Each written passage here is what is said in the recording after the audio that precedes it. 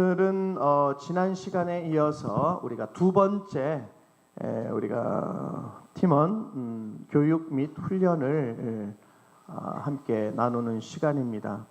나누어 드린 프린트물을 중심으로 이 단기 선교의 국내든 국외든 단기 선교의 실제에 관한 내용의 은혜들을 함께 나누고자 합니다.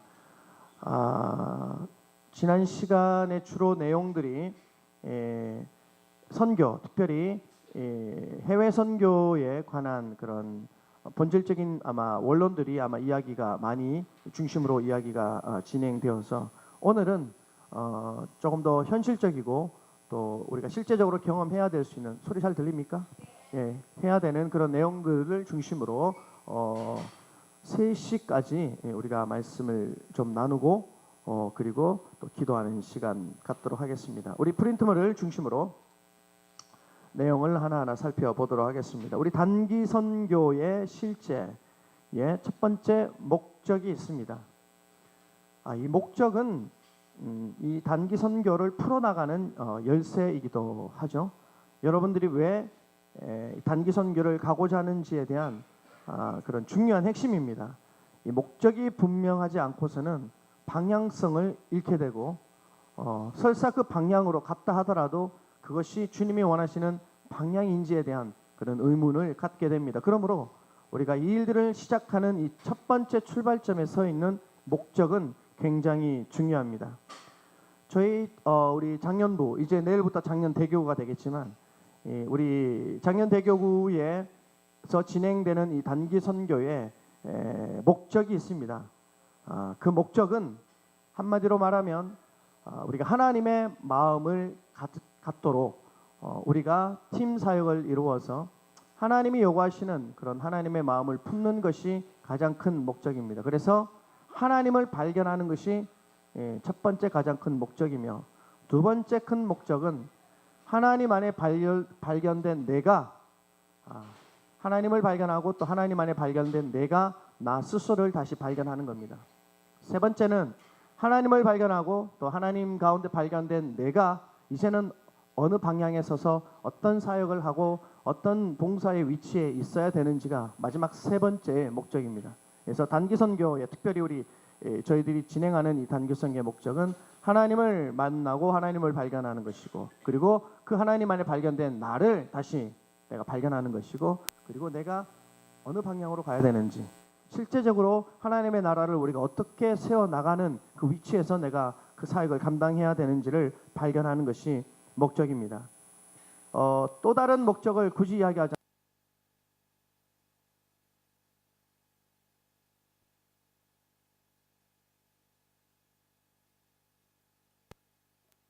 하나님을 통해서 발견된 내가 그 선교만의 그 현장에서 발견되는 내가 아니라 이 일들은 지속적으로 진행되어야 됩니다. 또 한 가지는 지속적으로 진행되는 것과 함께 동시에 집중적으로 진행되어야 됩니다.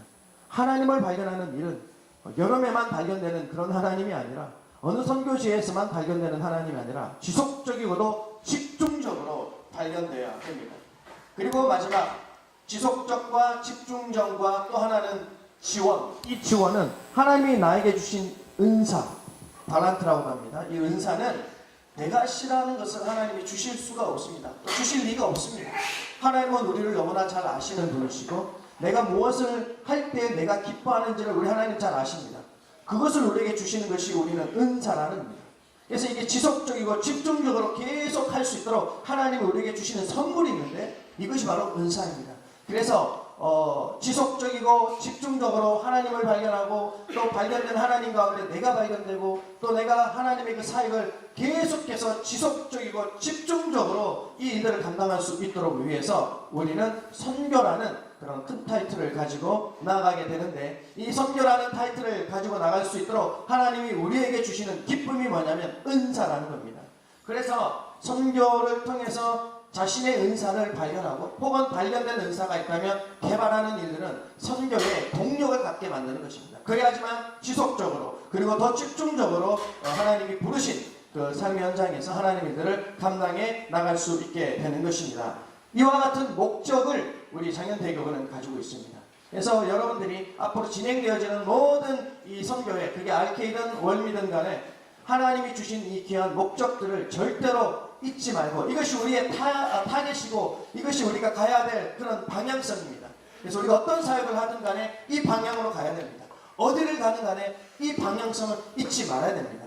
그래서 봉사를 하든 구제를 하든 말씀 사역을 하든 땅받기 사역을 하든 무슨 사역을 하든 이 목적으로 우리가 가야 됨을 잊지 마시기를 바랍니다.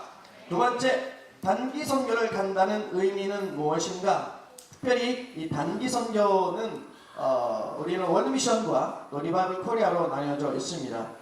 월드미션을 의미한다면 타문화권, 특별히 타문화권에 예수 그리스도의 복음을 전하기 위해서 가는 것이 바로 단기 선교를 가는 그런 의미이기도 하겠죠. 이 단기 선교의 중요한 특징이 있는데, 이 단기 선교의 중요한 특징은 미리 예정되어 있는 일정에 따라 예정되어 있는 기간에서 한정적인 그런 사역을 하는 것이 단기 선교의 특징입니다. 이미 우리가 가야 될 나라, 가야 될 지역이 다 정해져 있습니다. 그리고 그곳에서 어떤 사역을 해야 될지에 대한 큰 테두리의 사역도 이미 정해져 있습니다. 이처럼 단기 선교는 장기, 중기와는 달리 이미 짜여진 포맷 가운데서, 그리고 날짜 가운데서 어떻게 효율적으로 그 일들을 더 집중으로 우리가 해야 되는지에 대한 그것이 단기 선교의 특징입니다. 그러므로 단기 선교는 시간이 많이 없어요. 그래서 집중되어야 되고 온 에너지를 한 곳에 함께 모아야지 그것이 의미가 있습니다. 그래서 단기 선교는 굉장히 피로감이 심합니다. 짧은 기간에 준비되어져 집중되어져서 해야 되기 때문에 피로감이 심합니다. 그래서 이 피로감을 줄일 수 있는 방법들에 대해서는 우리 뒷시간에 계속해서 함께 말씀을 나누도록 하겠습니다. 그래서 미리 철저하게 일정을 확인을 해야 되겠죠. 그리고 우리가 어느 동선으로 움직여야 되는지에 대한 시간 관리를 효율적으로 해야 되겠죠. 그곳에서 우리가 어떻게 하나님의 말씀 앞에서 더 집중적으로 타겟을 정확하게 해서 우리가 화살이 날아갈 때 이 죄라는 것은 타겟을 벗어난 상태거든요. 이 단기 선교는 이 죄의 상태로 나가서는 안 됩니다. 정확한 방향으로 나가서 그 일정 가운데서 우리가 해야 될 이 몫에 대해서는 충분히 해야 되기 때문에 미리 사전에 한 번 만드는 작업이 굉장히 중요합니다. 우리가 가서 3일, 4일, 5일 혹은 일주일 사역을 해서 그 선교지가 뭐 갑자기 변하고 그러지 않습니다. 중요한 것은 그곳에서 일주일 가기 전에 지금부터 계속해서 이미 아마 여러분들 가운데 시작됐을 것입니다. 내적으로 시작됐을 것이고 또 외적으로 시작됐을 것이고 팀적으로 시작됐을 것이고 또 이 자녀들 간의 그런 상황 가운데서도 시작되었던 이런 과정들이 여러분들에게는 훨씬 더 중요합니다. 이것이 중기, 장기 선교와는 다른 개념입니다. 그래서 단기 선교는 가서 진행되는 그 현장에서 일주일이 중요한 것이 아니라 일주일을 세워나갈 수 있도록 하기 위한 그 사전 단계가 너무나도 중요합니다. 어떤 의미에서 이미 여러분들은 단기 선교에 지금 어느 정도의 과정에 이미 함께 지금 진행하고 있는 것입니다. 지금 진행되어 있는 이 단기 선교의 이 과정들이 우리에게는 중요하다. 이것이 단기 선교의 특징입니다. 그래서 철저한 준비, 철저한 동선 확인, 철저한 훈련, 이것이 효과적인 단기 선교를 나타내는 특징이라고 볼 수가 있겠습니다. 자, B 갑니다. B. 단기 선교 지침. 단기 선교 지침. 자, 1번 같이 한번 읽겠습니다. 시작.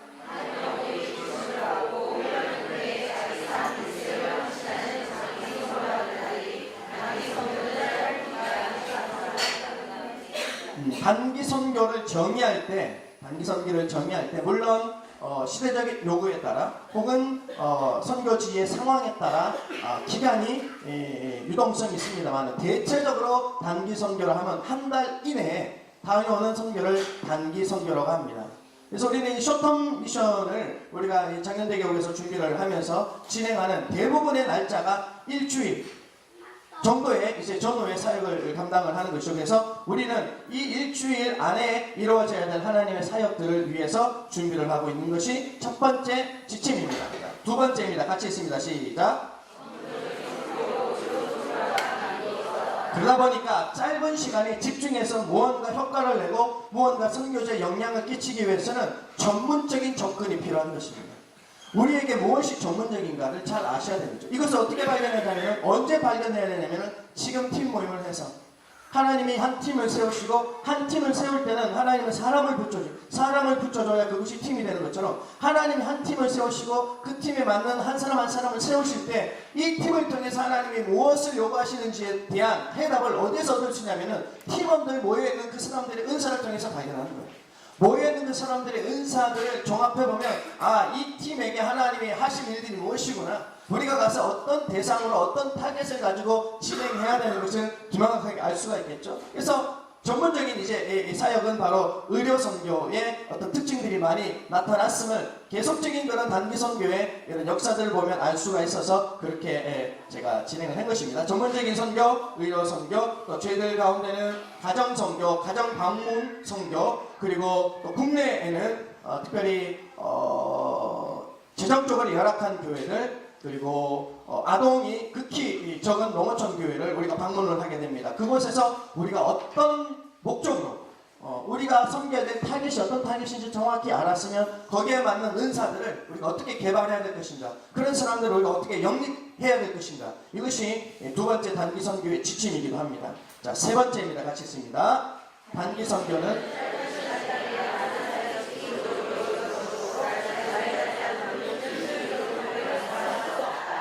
짧은 시간에 우리가 많은 것을 하려고 우리가 준비를 하고 있습니다. 제가 20년 사역을 하면서 가장 한국에서 오는 팀들, 특별히 준비가 잘 되어진 팀들과의 그런 사이에서 아주 갭을 많이 발견했는데, 첫 번째 갭은 그겁니다. 준비한 모든 사역을 반드시 해야 되겠다는 그런 강한 그런 충성심이 있더라고요.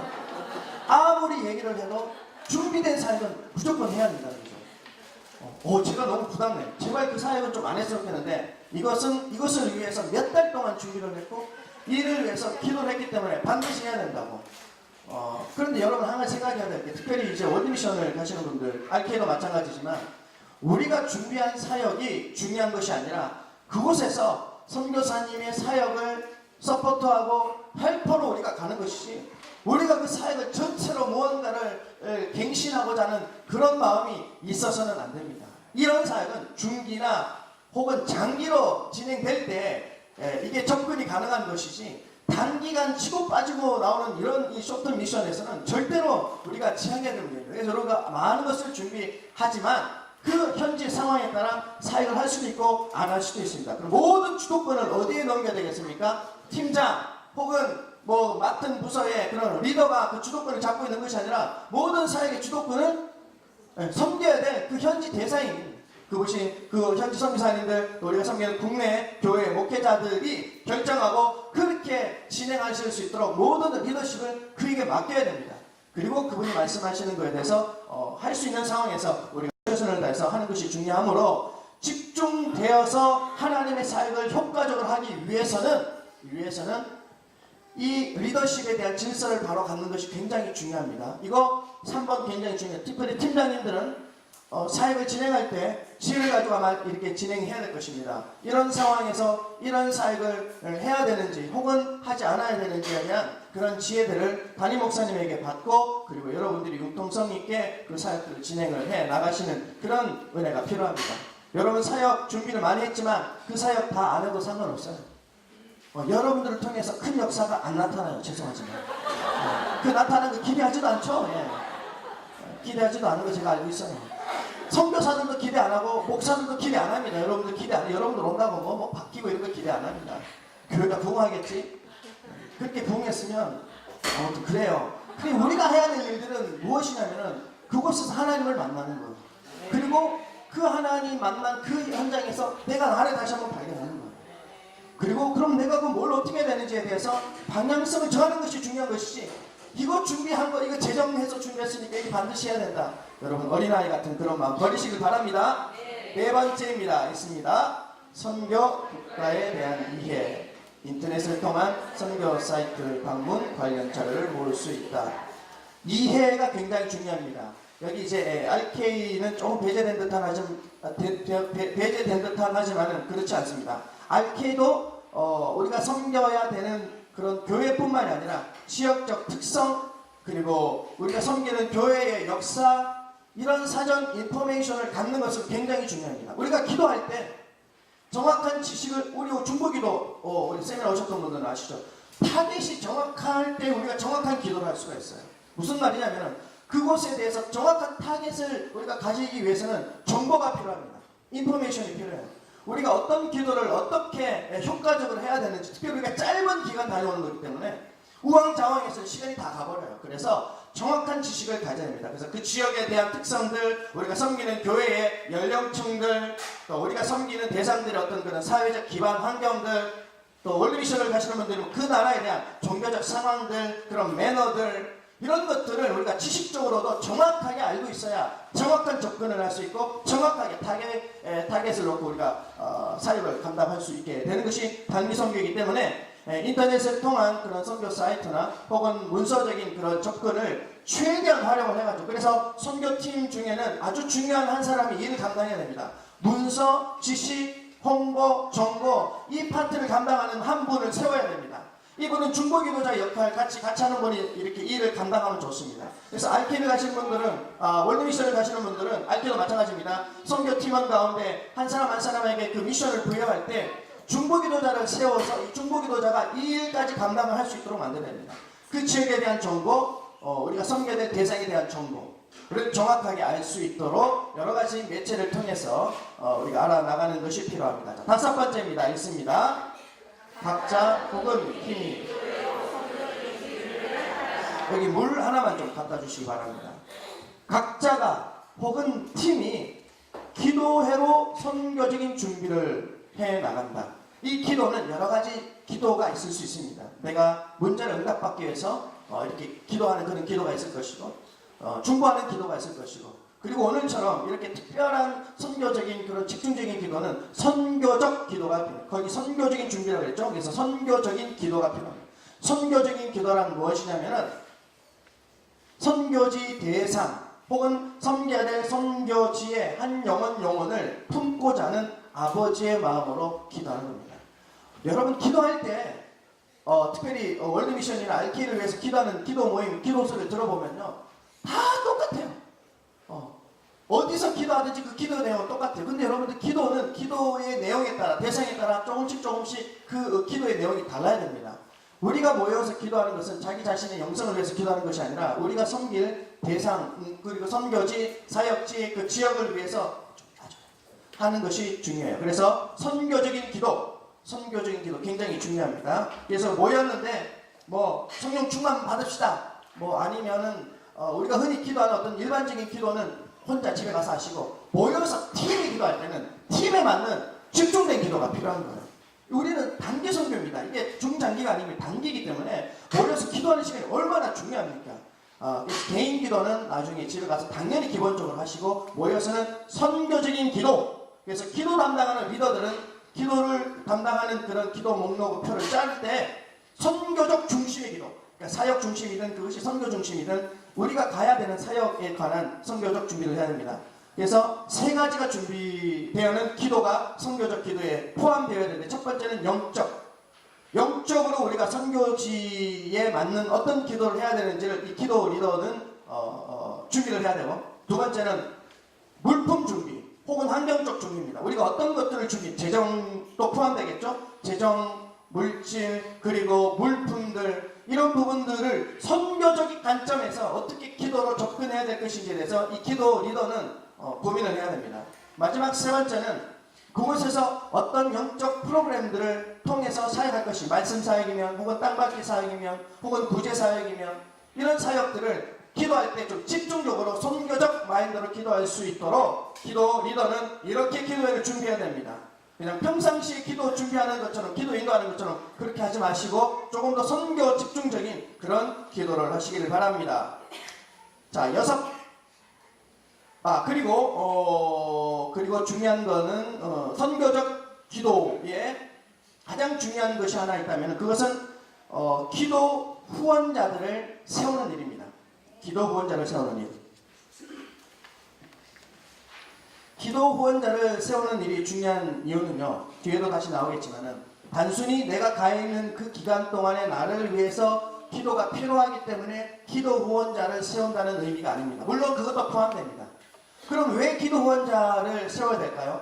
그 다음 그 의미가 더 중요합니다. 그 의미는 뭐냐면은 기도 후원자를 세워줬을 때 그 사람이 일주일이든 언제든 지금부터 우리를 위해서 기도할 텐데 나라를 품고 기도하는 그런 기도 제목을 받잖아요. 내가 필리핀 가니까 내가 가는 필리핀 언제부터 언제까지 나를 위해서 기도해달라고 여러분들이 직접 가셔서 기도 서비스를 다 받을 겁니다. 제가 예전에 갈 때는 30명씩 받았거든요. 그래서 기도 후원 카드를 다 받아서 중앙에서 이 사람들을 관리했었어요. 왜 관리했냐면은 이 사람이 선교지에 다녀와서 이 기도 후원자와 계속 긴밀하게 후속 작업을 할 겁니다. 이것이 더 중요해요. 갔다 와서 이분에게 보고를 해야 되잖아요. 당신이 기도해줘서 이런 은혜를 경험했다. 그러면 내가 선교지에서 받은 은혜의 기름 부음이 나를 통해서 나를 위해서 기도해줬던 30명에게 고스란히 흘러갑니다. 이 사람들은 또 다른 선교 대상이 되는 거예요.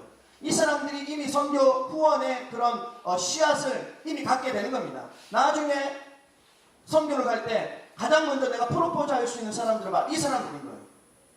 그래서 이 사람들은 30명이, 적어도 30명인데 이 30명이 나를 위해서 기도하는 이 중보자들은 영원히 같이 그 나라를 품을 수 있도록 지속적이고 집중적으로 기도할 수 있는 기도팀을 만들 수 있는 그런 모체가 되기 때문에 기도 후원자 30명을 찾는 것은 굉장히 중요합니다. 그래서 나를 위해서 기도해 줄 수 있는 사람이에요. 나를 위해서 기도해 줄 사람. 그래서 기도의 동력자를 통하여서 선교 비전을 심게 하고 결국 그들이 선교 후원이 되고 결국 그들이 또 다른 선교지로 나가는 그런 선교 동력가가 될 수 있는 그런 이런 고리들이 우리 안에 계속 나아가야 되는 것이 이 선교 집중적 기도의 중요한 그런 지침입니다. 자, 6번째 읽습니다. 시작. 단기 선교는 팀 사역이다. 팀 사역이라는 말은 공동체라는 표현을 합니다. 여러분, 공동체라는 말 굉장히 중요합니다. 제가 지난번에도 한번 말씀드렸는데 선교를 오는데 이 공동체 의식이 결여된 그런 분이 간혹 있어요. 자기 자석에도 자기도 앉기가 버거운데 큰 인형을 들고 와가지고 선교지 시작하면서 끝나면까지 그 인형을 포기하지 못하는 그런 분, 대단한 믿음이지 않습니까? 대단한 헌신이고 대단한 열정이에요. 그런데 팀 사역은 완전히 마이너스입니다. 그 인형을 포기 못하는 거예요. 어떤 분들은 강아지를 너무 좋아하는데 핸드폰에 자기가 이제 저희 슬로바키아 있을 때 3주 정도 이제 아웃치료도 오는데 그 3주 동안 오는데 그 자기가 사랑하는 그 강아지를 못 보니까 핸드폰에다가 한 몇백 장을 자기 그 사랑하는 강아지 사진을 다 찍은 거죠. 동영상도 찍고 해가지고 우울할 때마다 힘들고 몸이 지치고 막 힘들 때마다 핸드폰을 켜놓고 강아지를 보내. 막 눈물 흘리고 막 좋아하고 감정의 이 기복이 너무 심한 거죠. 우울할 때 뭐 해야 됩니까? 강아지 봐야 됩니까? 공동체로서 하나님이 주신 그 공동체 일원으로서 강아지를 보는 것이 아니라 하나님을 봐야지. 그 휴대폰을 보고 그 큰 인형을 끌어안고 이렇게 마음의 안정감을 갖는 것은 공동체의 굉장히 큰 마이너스입니다. 이 팀 사역의 공동체가 된다는 훈련은 은사를 개발할 때 이것이 훨씬 더 효과적으로 됩니다. 무슨 말이냐면 내가 좋아하는 일을 맡길 때 그것에 집중할 수 있게 되는 거예요. 리더는 통찰력을 가지고 팀원들을 모아서 그 팀원들에게 각자 그들이 좋아하는 일을 섬길 수 있도록 그들의 은사적 개발을 빨리 발견하고 그 임무를 부여하는 것이 굉장히 중요합니다. 그럴 때 이 공동체는 연합되는 이 결속력이 강하게 되어 있어요. 어느 선교지 가서 운동하기를 좋아하는 분이 우리 팀으로 와서 그러면 그분은 활동적인 그런 일들에 대한 미션을 맡기는 거예요. 그리고 맡겼을 때는 리더십까지 부여하는 겁니다. 그 부분에 대해서는 이 리더가 그냥 그 리더십을 이야기해야 됩니다. 어느 정도까지는. 모든 것을 관하려고 그러면 안 됩니다. 요즘은 이 팀 사역이 굉장히 중요합니다. 그래서 이런 팀 사역을 만드는 것을 제가 예전 다닐 있었을 때는 한 몸 만들기를 했습니다. 한 몸 만들기. 따라합시다. 한 몸 만들기. 어느 청년 집회에 한 몸 만들기 이렇게 얘기했더니 막 웃으면서 부끄러워하고 막 이러니까 그런 한 몸 아닙니다. 그런 너무 아재 개그인가 그런 게 아니라 한 몸이라는 것은 지체 의식을 갖도록 만드는 과정이 필요한 거예요. 근데 이건 하루아침에 안 되는 거예요. 그래서 훈련이 필요해요. 그래서 이렇게 미리 모여서 하나님의 말씀을 그 기준으로 세워서 각각 지체들이 각자 좋아하는 은사의 위치에 있으면서 서로 보완되어지는 그런 협력 관계를 갖는 이런 한 몸 만들기 과정이 굉장히 중요합니다.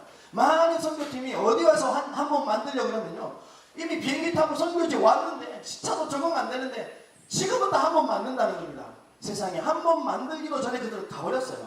한 몸 만들어서 와야 집중적으로 타겟을 놓고 기도를 하고 뭐 사역을 하는데, 그래서 여러분들은, 적어도 우리 작년대교 여러분들은 우리가 RK가 8팀, 월미가 4팀, 이렇게 12팀이 가요. 이 작년대교 역사상 이렇게 12팀이 가는 역사가 없었어요. 양이 중요한 게 아닙니다. 그곳에서 얼마나 효과적으로 하나님 일들을 감당할 수 있느냐는 지금 어떻게 하나님 앞에 한 팀이 만들어져서 한 몸으로 세워지느냐에 달려있는 겁니다. 가서 뭐 극적인 변화가 있을 거라고 생각하십니까? 천만에요. 극적인 변화 있지. 다 드러나요. 가면 눈곱, 코 고는 거, 발냄새 나는 거, 이상한 버릇 있는 거 아무리 감추려고 해도 희한하게 드러나요.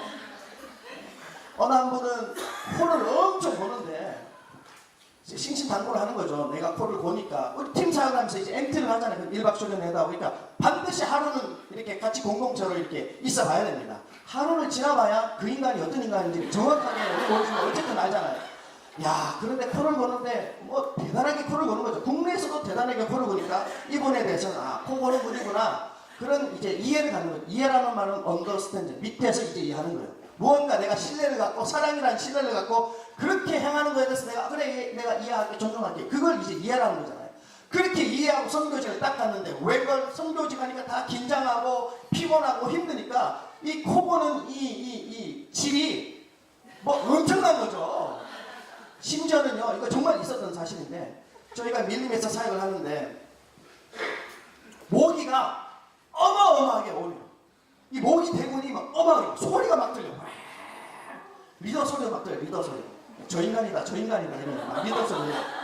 그렇게 모기들이 막 하는데 우리는 다 그냥 모기 때문에 막 잠도 못 자고 소리 쳤죠. 근데 한 인간은 태평으로 그냥 막 코를 막 엄청나게 굴면서 자는 겁니다. 알고 보니까 코 고는 소리에 이 주파수나 이 소리에 이게 모기들이 접근하지 못하는 주파수를 교묘하게 옮겨가는지. 근데 이게 실제로 그 인간은 전혀 목이 안 몰리고 모기들이 다른 사람들을 집중 공격하는 거죠. 그 옆에 제가 잤거든요. 제가 부팀장이었는데 그분은 팀장이었는데. 뭔 얘기했죠?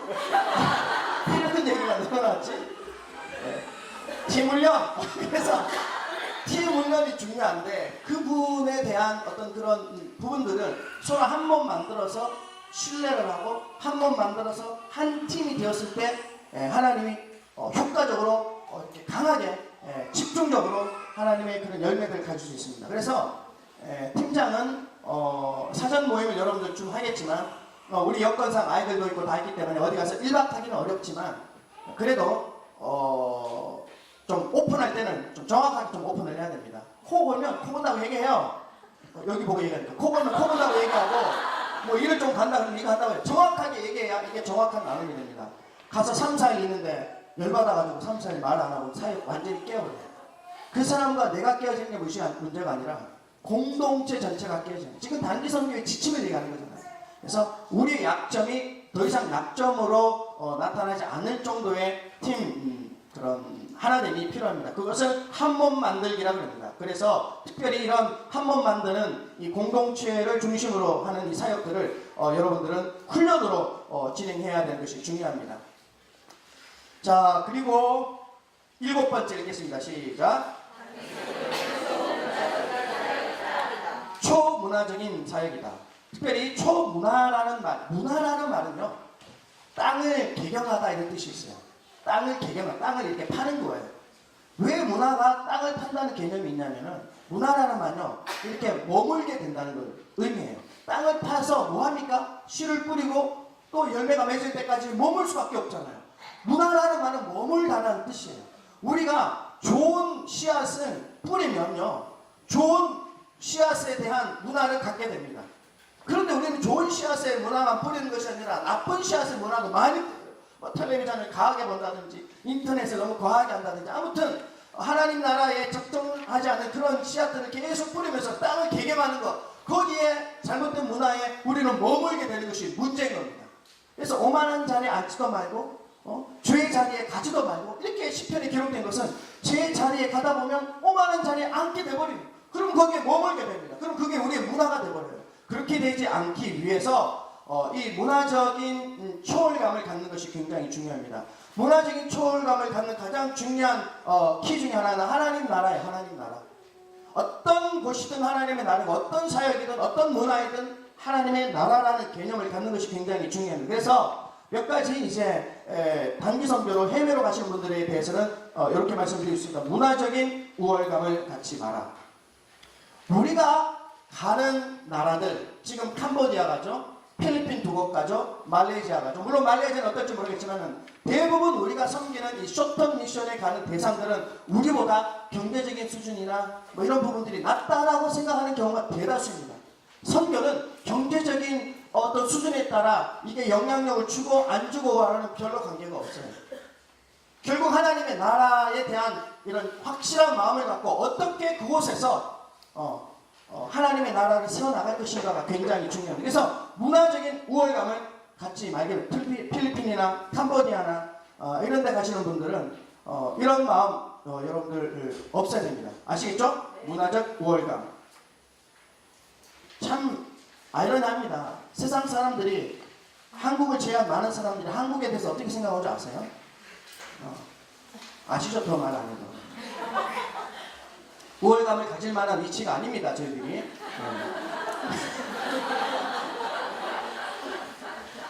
초문화적인 사역. 두 번째, 내가 무언가 일방적으로 그들에게 도움을 주고 있다라는 그런 의식을 버려야 됩니다. 그게 없어요. 여러분 쓰시면, 필요하시면 쓰셔야 됩니다. 지금 7번에 소속된 이야기입니다. 문화적인 우월감을 갖지 말고, 두 번째는 내가 무언가를 지금 내가 그곳에 갔기 때문에 무언가 나를 통해서 당신들에게 무언가 지금 도움이 흘러가고 있다라는 그런 생각조차도 사실은 하지 말아야 됩니다. 그게 도움이 될 수도 있지만 그렇지 않을 수도 있어요. 오히려 장애가 될 수도 있어요. 그래서 이런 생각조차도 내려놔야 됩니다. 또 한 가지, 그들의 지혜가 우리보다 나을 수 있고 그들의 삶의 방식이 하나님이 더 원하시는 삶의 방식일 수가 훨씬 더 많아요. 막상 천국 가보면 우리가 성교 주고 뭐 볼펜 주고 뭐 머리 깎아주고 뭐 손톱 깎아줬던 분들이 우리보다 훨씬 높은 위치에 있을 가능성이 99.9%입니다. 죄를 져도 우리가 더 많이 졌을 거 아닌가요? 개인적으로 저는 그래요. 제가 집시를 20년 섬겼지만 그들 보면서 항상 느낀 것이, 죄를 져도 내가 훨씬 많이 졌고, 악을 행해도 내가 훨씬 많이 악을 행했고, 내가 죄의 자리에 있어도 훨씬 내가 죄의 자리에 많이 있었는데 어떤 은혜로 내가 그들을 섬길 수 있는 은혜를 주셨는가. 이것이 너무 감사해서 20년 섬겼다니까요. 그런 마음인 겁니다. 정말 하나님의 시각, 하나님의 입장에서는 오히려 그들이 하나님의 입장에서는 훨씬 더 존귀하고 훨씬 더 죄와는 멀어져 있는 그런 사람들임을 깨닫고 우리는 어떻게 되겠습니까? 정말 하나님을 섬기는, 내 믿음의 조상을 섬기는 그런 섬김의 마음으로, 그래서 섬김의 선교입니다. 얼마 전까지만 해도 선교의 패턴은 제국주의적인 선교였어요. 제국주의적인 선교는 뭐냐면요, 무언가 막 흘려보내는 겁니다. 가서 교회도 지어주고, 가서 뭐 봉고차들 사주고, 가서 뭐 삼륜차 찌푸니 하나 사주고, 그리고 학교 지어주고 병원 지어주고, 그러니까 일반적으로 무언가 높은 위치에서 낮은 위치로 흘려보내는 이런 선교를 제국주의적 선교를 했어요. 근데 그렇게 제국주의적 선교를 얼마나 많이 했는지 모르겠어요. 아프리카, 뭐 아시아, 남미 이런 쪽에 얼마나 많이 물질과 학교와 재정과 인력이 다 들어갔습니까? 그런데 그렇게 들어간 나라들 보십시오. 지금요 다 무너져 있어요. 악으로 많이 이렇게 잘못 이용되어 있어요. 왜 그럴까요? 섬기는 거 너무 좋죠. 교회 뭐 세워주고 뭐 다 좋죠. 그런데 알맹이가 빠졌어요. 그 알맹이가 뭐냐면 바로 얘기한 하나님의 마음이고 하나님의 나라입니다. 그래서 어떤 섬김으로 바뀌냐면요, 섬김의 선교, 제국주의적 선교에서 섬김의 선교로 패턴이 많이 바뀌었어요. 그래서 가서 뭘 막 주려고 하는 것이 아니라 그냥 마음으로 섬기는 겁니다. 뭐 안 해도 괜찮다니까요. 하는 게 중요한 게 아니라 거기에서 하나님의 마음으로 한 영혼 한 영혼을 높은 위치에서 낮은 위치로 보는 것이 아니라 같은 위치에서 오히려 더 낮은 위치에서 그들을 섬기듯 그렇게 섬기기만 해도 이 성교는 하나님이 기뻐 받으신 성교입니다. 아시겠죠? 섬기는 자리, 그들이 우리보다 낫다라는 의식을 가져야 됩니다. 그리고 7번째, 단기선교 초문학적인 사역에서 하나 더 말씀을 드리면 진심으로 그들을 대해야 해요. 진심으로 대해야 된다는 것은 어떤 말이냐면요, 진심으로 안 대하잖아요. 그들이 다 알고 있어요. 말이 잘 안 통하지만 알아요. 와서 우리에게 그냥 선물 하나 주고 가려는구나, 아니면 자신들이 가진 것을 조금 이렇게 우월하게 생각해서 이렇게 흘려보내고 가는구나, 이거를요 다 알아요. 굉장히 조심스럽죠. 그 뒷감당을 누가 하냐면 선교사가, 남은 선교사가 다 아는 거예요. 그러니 뭘 막 자꾸 주려고 하지 말라니까요. 그런데도 준비한 건 다 줘야 된다는 거예요. 제발 그런 팀 좀 안 왔으면 좋겠어요. 나는 물론 지금 선교사는 아니지만, 그러니까 준비된 걸 무언가를 하려고 하는 그 자체의 이 마음 자체가, 이 마음의 중심이 자기인 거예요. 자기. 선교는요 자기를 버리는 거예요. 그래야 하나님을 만나지. 그래야 다시 발견된 자기를 발견할 수가 있지. 그래서 팀장은 명심하시기 바랍니다. 준비되었다 하더라도 또 이 모든 일들이 또 이 일을 반드시 해야 된다는 그런 중압감에서 벗어납니다.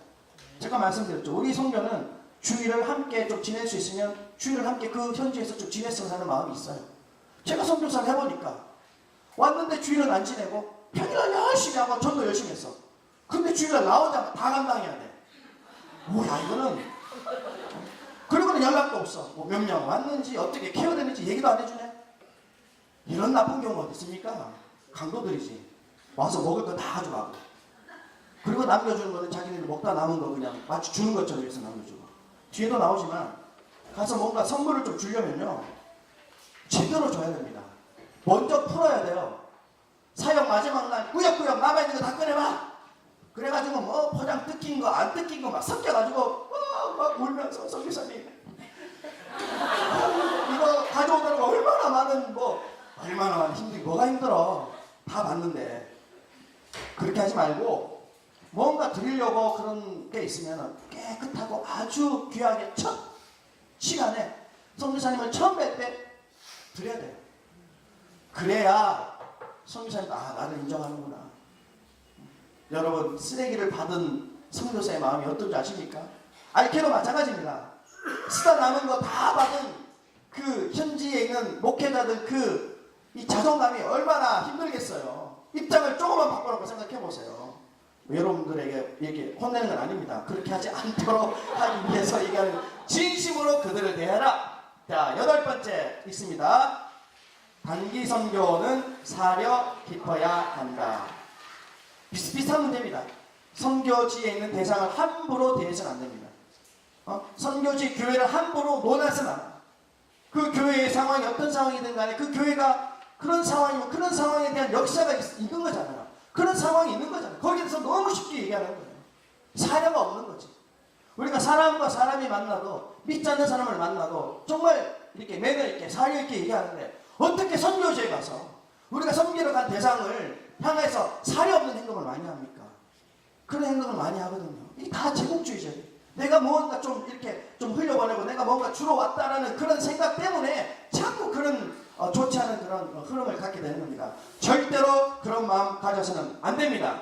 아시겠죠? 그래서 선교사의 헌신과 희생을 정확하게 여러분들이 마음 가운데 품어야 됩니다. 그 선교사님들, 그 현지 목회자들, 국내 목회자들 말할 것도 없습니다. 그들이 그곳에 있기까지의 과정이 얼마나 하나님의 간섭하심과 하나님의 인도하심이 있었겠습니까? 우리가 가서 아무 일 안 일어난다니까요. 기대하지 않잖아요. 그거 아무 일 안 일어나는 그 일에 목숨 걸지 말고 정말 일어나야 될 일, 그 영혼들, 그 목회자들, 그 현지 사역자들을 진심으로 대하고 사려 깊게 한마디 한마디 하더라도 용기를 주고 격려해주고, 이런 대접과 이런 접근을 해야지 마치 무언가 막 주러 가는 듯한 인간적인 그런 질문. 교회 개척한 지 얼마나 되셨어요? 선교 나온 지 얼마나 되셨어요? 교회가 몇 개세요? 이런 질문 같은 교역자들도 잘 안 합니다. 그런 질문 하지 마세요. 교회가, 굳이 그렇게 질문하려면 교회가 너무 귀하네요. 하나님 하시네요. 뭐 이렇게 질문해야지. 뭐 교회가 몇 개네요. 뭐 이런 얘기 하면 안 됩니다. 그래서 한마디 한마디 하더라도 사려 있게. 그래서 격려하는 말. 제가 예전에 다닐 때는 현지어, 특별히 외국에 이제 월드미션 가시는 분들은 선교지 언어를 좀 배우고 가야 되거든요. 어떤 선교지 언어를 배우냐면 주로 뭐 하나님, 아버지, 예수님, 슬로바키아 말로는 예주시, 보, 둑스베티, 보제나니 뭐 이런 단어 많이 배워요. 뭐 이런 건데 그런 단어보다 이게 제가 20년 있어 보니까 어떤 단어가 중요하냐면요. 칭찬하는 단어. 칭찬하는 단어. 예를 들어 남자는 멋지다. 여자는 예쁘다. 어른들에게는 귀하다. 이런 몇몇 단어들만 외우면요. 사역 저절로 이루어집니다. 뭐 긴 단어 할 필요도 없어요. 그런 긍정적인 단어들만 집중적으로 하면요. 말이라는 게 희한합니다. 설계제 상황 가보시면 알겠지만 열악한 환경이에요. 그런데 거기에 격려되고 또 세워지고 칭찬되어지고 이런 단어들이 우리의 팀사역에서 막 나오잖아요. 그러면 실제로 우리의 얼굴이 그렇게 변해요. 이게 현지인들에게는 더 큰 영향력이 있다니까요. 볼펜 주고 뭐 주는 것보다 격려받고 아 내가 귀하구나. 내가 소중하고 내가 정말 예쁜가? 내가 정말 멋진가? 슬로바키아 말로 이 남자아이들에게 야 너 정말 멋있네. 이런 말 있어요. 슬로바키아 나중에 한번 가면 뭐 같이 가겠습니다만 제가 지금 가르쳐 드릴게요. 페샤 이란 말이에요. 페샤. 페샤. 여자한테 페샤 그러면 빤 맞습니다. 남성답고 아주 지혜롭고 야 너 멋지네 이런 말은 페샤이라고 그래요. 그래서 남자아이들 만나면 무조건 디시 페샤 그러면은 애들이 그냥 막 마음이 활짝 열어요. 볼펜 주면 서로 받으려고 마음은 닫는데 디시 페샤 그러면은 막 서로 그냥 기뻐하는 거죠. 여자들은 도브라는 여성스럽다. 너무 이거 좀 적을 필요 없어요. 술밖에 가시는 거 아니에요.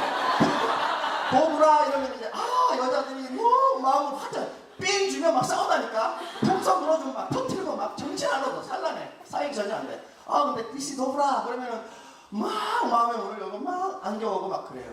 그러면 안아주면서 기도해주면 이게 훨씬 낫다는 거지. 그죠? 그래서 그런 단어들을 정확하게 알아야 됩니다. 우리 알키 가는 분들, 우리 팀은 이제 완도를 가거든요. 거기 이제 노인분들만 많대요. 그럼 그분들이 어떤 단어를 좋아할까? 젊어 보이세요? 아니면 어떤 단어? 그러니까 이런 게 선교지 얻는 겁니다.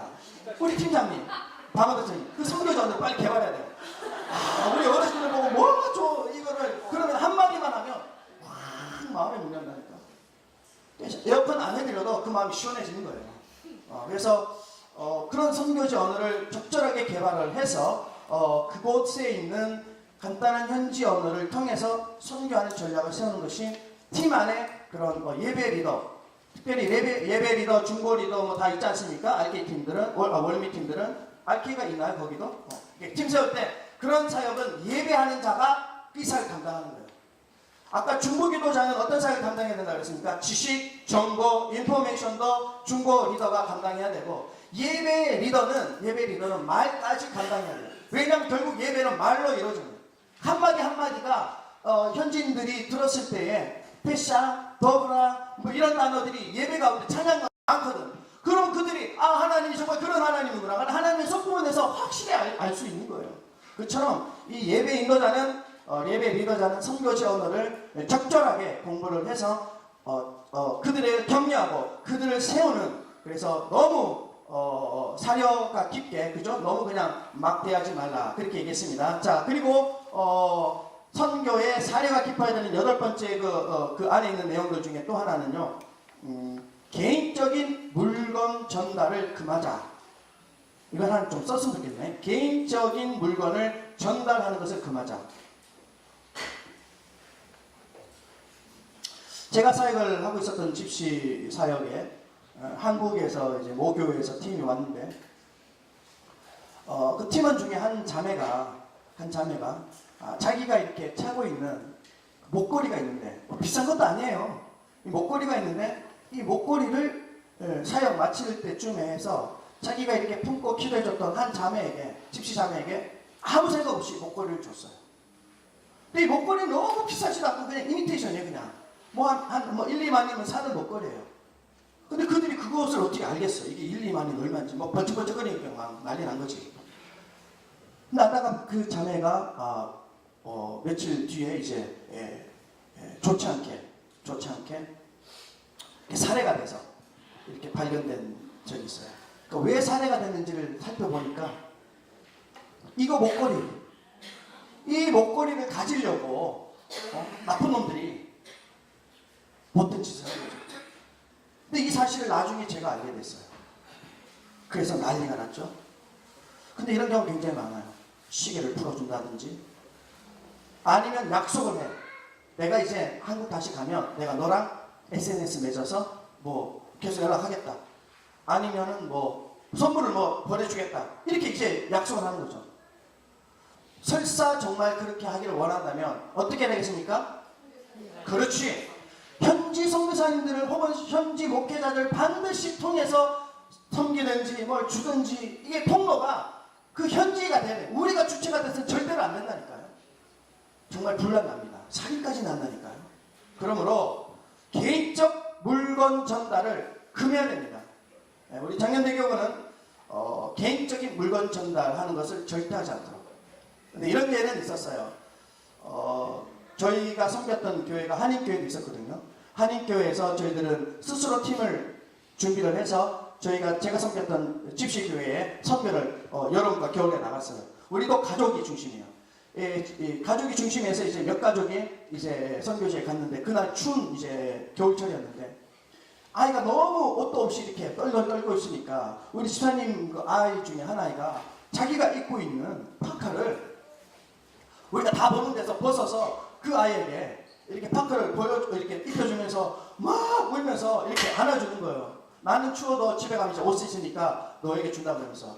만약에 이렇게 분위기 자체가 현지 선교사님도 있고 또 분위기 자체가 그렇게 됐을 때 이렇게 좀 특별하게 흘려보내는 것은 괜찮지만 아무도 모르게 뭐 시계를 준다든지 목걸이를 준다든지 약속을 한다든지 그런 개인적인 물건 전달은 오늘 팀장님 다 계시지만 금하는 걸로 기본적인 그런 규칙을 정하는 겁니다. 금합니다. 자, 9번째 읽습니다. 시작.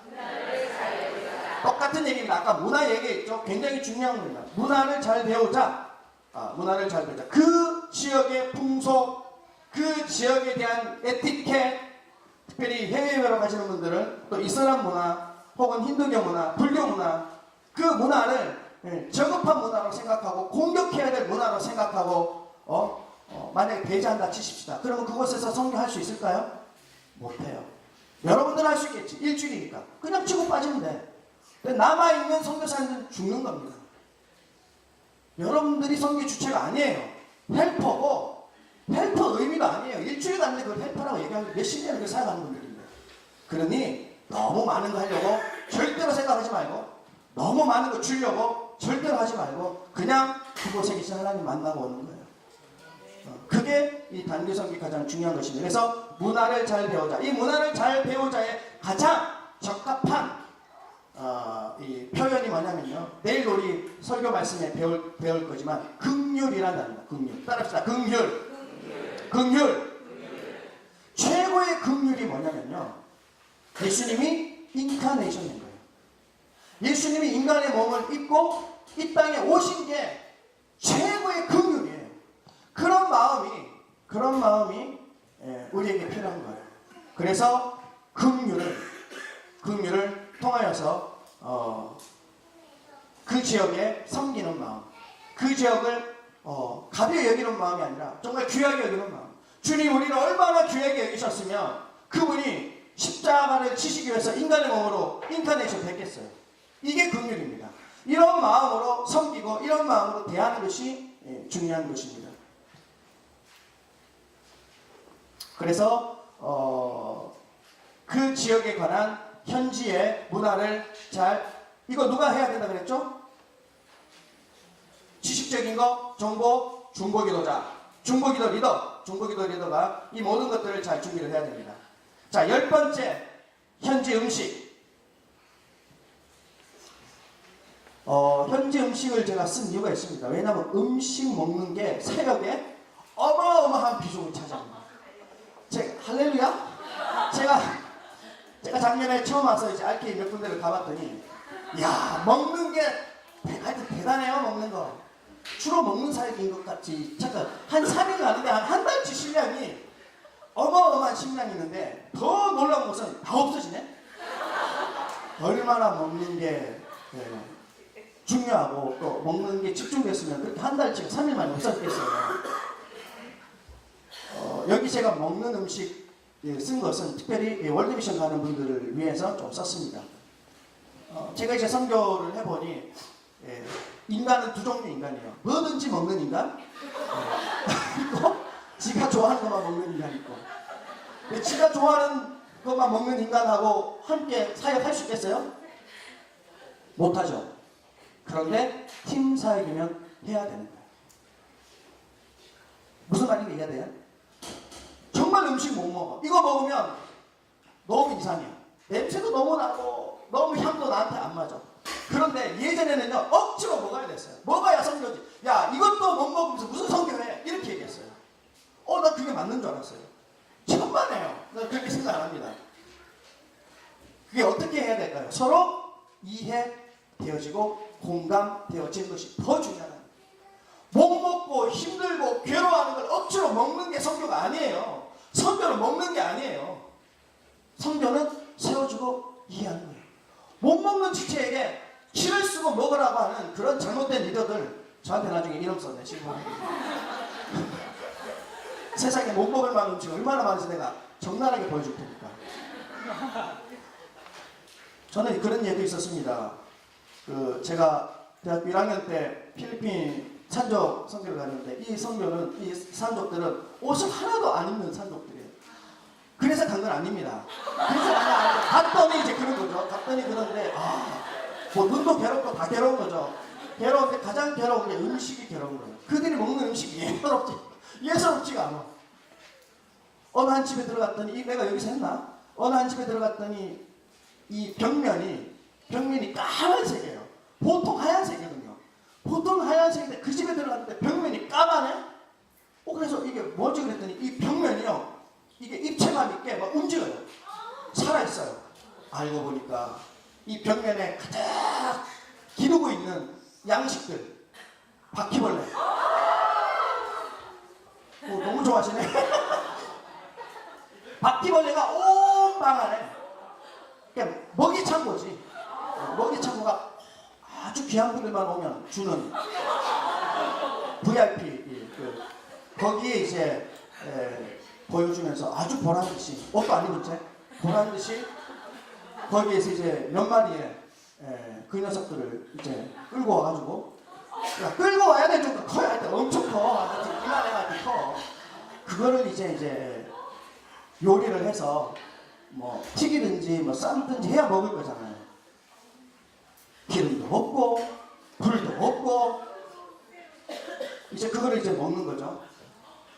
먹는데 이게 이제 머리부터 이제 들어가야 돼요. 머리부터 들어가서 이렇게 먹어야 됩니다. 그거를 제가 먹었겠습니까? 안 먹었겠습니까? 엄청 맛있게 먹었습니다. 왜? 먹어야 성교라고 생각했어요. 이거 먹어야 나를 인정하는구나. 저들의 식생활에 내가 이렇게 반응을 해야 그분들이 마음 열고 먹겠구나. 물론 마음 열었어. 근데 내 마음 완전 닫혀버렸어. 무슨 이런 인간들이 다 있어. 어떻게 이걸 먹어? 제가 몇 날 며칠 고생했습니다. 성경을 보고 몇 날 며칠 고생했어요. 매일 화장실 왔다 갔다. 그들에 대한 편견이 아직도 있는 거예요. 올바른 성경은요 이런 게 아니에요. 먹지 못하는 것을 억지로 먹는 게 성경이면요 하나님 그런 사람 성경 잘 안 쓰실 거예요. 정말 성경인 게 뭔데? 인정해주고 우리 팀 안에 그런 먹는 거에 약한 사람 있으면 인정해주는 거예요. 현지인들요 그거 못 먹는다고 나 복음 안 받아. 나 당신네들 성교 인정 안 해. 그렇게 말하는 성교지나 선교사는요 안 가도 돼요. 거기 성교 안 해도 돼요. 저는 개인적으로 그렇게 생각합니다. 인정되어지고 그렇게 되어질 수 있도록 여러분들이 먹는 음식 제가 어떻게 썼냐면요 적절히 먹자. 제 노트에는 적절히 먹자 이렇게 썼어요. 여러분 나온 음식이라고 그냥 다 먹지 말고 대부분 선교지에 가셔서 여러분 대접받는 음식 있잖아요. 그거 너무 귀한 거예요. 여러분들이 손님이기 때문에 여기만 자꾸 보고 얘기하는데 여러분들이 손님이기 때문에 여러분들에게 먼저 음식을 내놓은 것 뿐이에요. 여러분들이 다 먹으면요 그분들 먹을 게 없을 수도 있어요. 물론 안 그럴 수도 있지만 우리 집시들은 그랬어요. 집시들은 누굴 섬길 때 자기네들이 이제 먹어야 될 음식까지 다 내놓거든요. 그러면 우리는 또 음식 내놓은 거니까 또 한국인 입장에서 맛있게 먹어야 되잖아요. 싹 다 먹었네? 이 사람들은 쫄쫄 걷는 거예요. 그래서 적절히 먹자. 선교사님한테 한번 물어보시기 바랍니다. 이거 다 먹어도 되는지 아니면 좀 남겨야 되는지 이거 물어봐야 돼요 정말. 우리 여기 필리핀 가는 분들도 그렇고 꼭 한번 물어보시기 바랍니다. 여러분 쓰세요. 10번에 현지 음식 밑에 적절히 먹자. 적당히 먹자, 적절히 먹자. 진짜. 뭐 진짜 뭐. 자 11번 읽겠습니다. 시작. 갔다 와서 보고는 긍정적. 이게 또 문제입니다. 갔다 와서 보고하는데 똑같은 교회 또 몇 팀이 갔네 또? 어느 팀은 이렇게 보고하고 어느 팀은 이렇게 보고하고 이게 막 말이 되고 결국 마이너스 되는 겁니다. 혹시 얘기하고 싶은 것이 있으면 어떤 얘기를 해야 됩니까? 긍정적인 얘기를 합니다.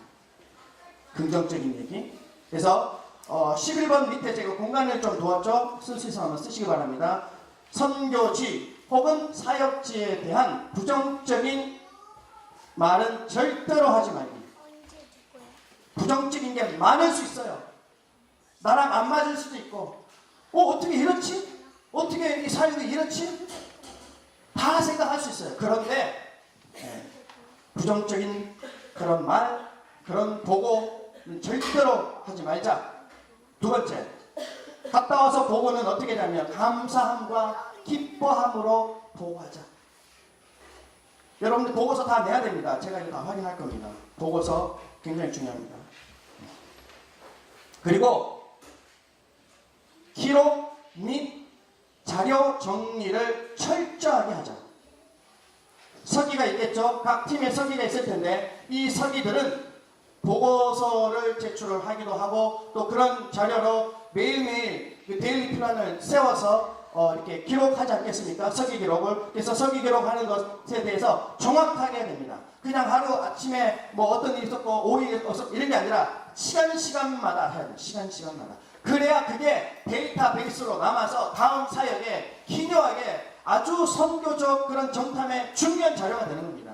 그냥 나 혼자 그냥 경험되어지는 것을 끝나서는 안 됩니다. 아까도 말씀드렸죠. 선교는 지속적이어야 되고 연결고리가 되어야 되고 여러분들을 위해서 기도한 30명에게 이거 다 보내줘야 돼요.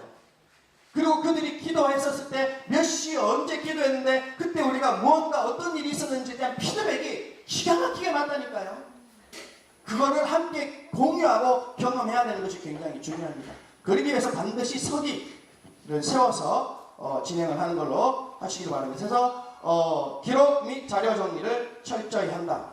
그리고 다시 말씀드리지만 동참하지 못한 동참하지 못했지만 후방에서 우리를 위해서 재정적으로 또 마음으로 함께 기도하고 충고한 모든 사람들에게 철저하게 보고를 해야 돼요.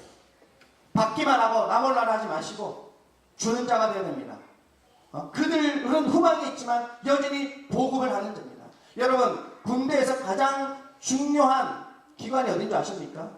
앞에 나가서 정찰하고 특공대로 앞장서서 하는 사람들이 가장 이 군대에서 중요한 역할을 하는 사람들이 아니라 보급하는 자들이 굉장히 중요해요.